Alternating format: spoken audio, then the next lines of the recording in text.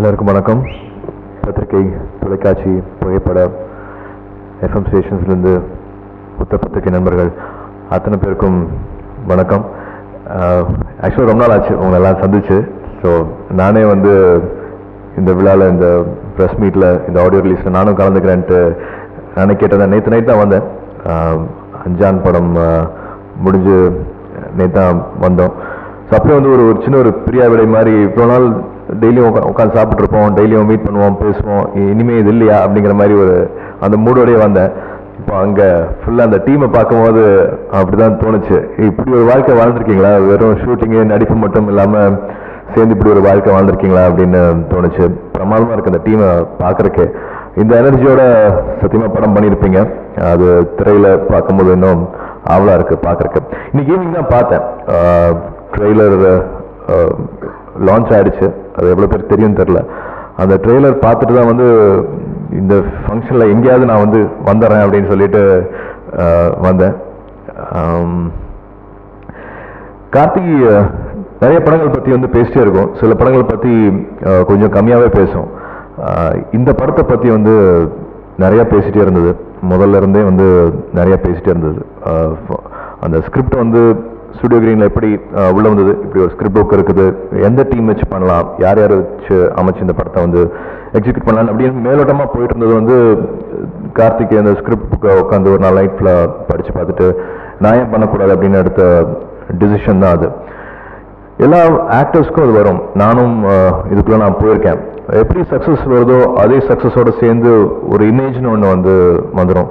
இந்த மாதிரி pattern of films தான் பண்ண வேண்டியது இருக்கும், இதுலேருந்து மாற முடியாது அப்படின்னு ஒரு ரோடு போட்ட மாதிரி அமைஞ்சிடும். அந்த ரோடை விட்டு மேலே ஏறி இன்னொரு ரோடு போடுறது வந்து கிட்டத்தட்ட தெரில, ஒரு சில ஆக்டர்ஸ்க்கு வந்து அது இன்னொரு தொழில் பண்ணுற மாதிரி தான். எனக்கு இவ்வளோ தானே நடிக்க வரும், எனக்கு இதுதானே என்னோட சக்தி, நான் இதுதானே பண்ண முடியும், இதுக்காக தானே எனக்கு பிடிச்சிருக்கு, நான் வேற மாற்றி பண்ணால் பிடிக்குமா அவங்களுக்கு அப்படிங்கிறது வந்து இன்னொரு ஒரு தொழிலில் வந்து புதுசாக ஆரம்பித்து பண்ணுற மாதிரியான ஒரு மனநிலை வந்து சில டைம் அமையும்.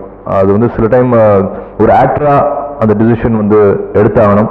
சில டைம் அந்த மாதிரி ப்ராஜெக்ட்ஸாக அமைஞ்சு நம்மளுக்கு ஒரு வழியை வேறு மாதிரி மாற்றி கொடுக்கும்.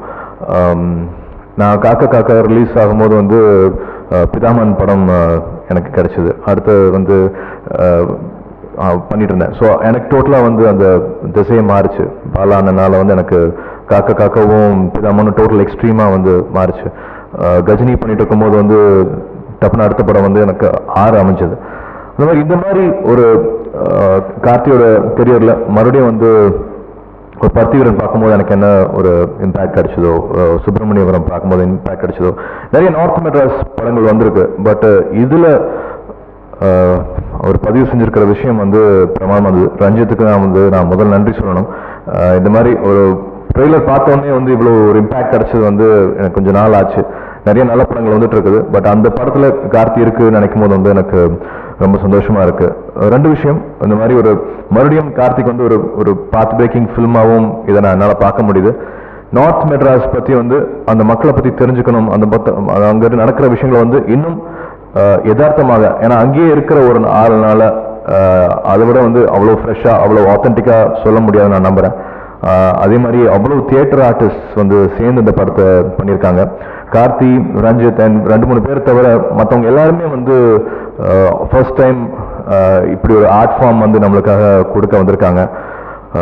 ரொம்ப உயர்ந்த விஷயம். ஆர்ட் ஃபார்ம்ங்கிறது வந்து உயர்ந்த விஷயம். இப்போ இங்கே பிரதீப் குமார் வந்து அப்போ ஆன் ஸ்டேஜ் அப்படியே வந்து பண்ணார், கம்போஸ் பண்ணார், பிரமாதமாக வந்து அந்த சாங் பாடினார். கானா பாலா அவர்கள் வந்து பாடினார்.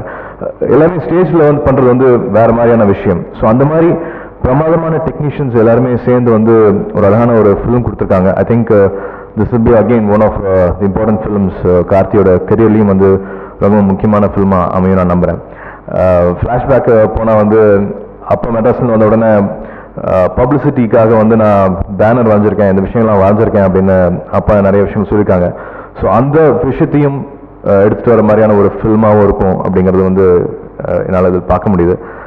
I'm very very happy. இந்த மாதிரி ஒரு ஃபிலிம் இப்போ நடந்துட்டுருக்கு அப்படிங்கிறது. நைட் 2 மணிக்கு எழுந்து போவான் கார்த்தி, 4 மணிக்கு இல்லை ஒரு ஷார்ட் எடுத்தாகணும் அப்படிம்பாங்க.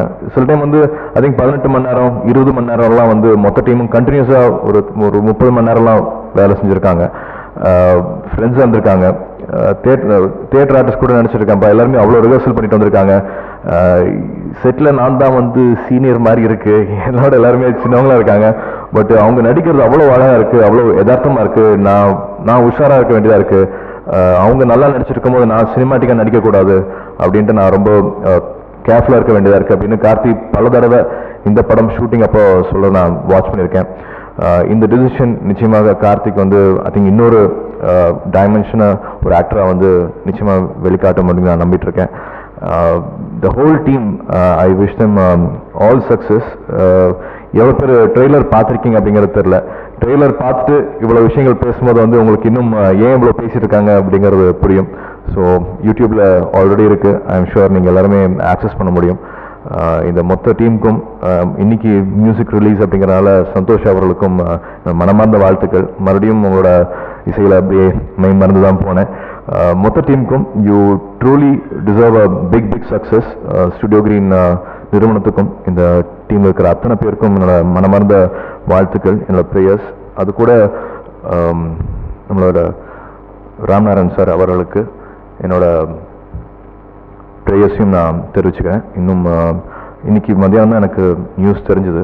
ஸோ இந்த மேடையில் எல்லாருக்காகவும் எல்லார் சார்பாகவும் அவருக்கும் என்னோட பிரார்த்தனைகள். நன்றி. தேங்க்யூ.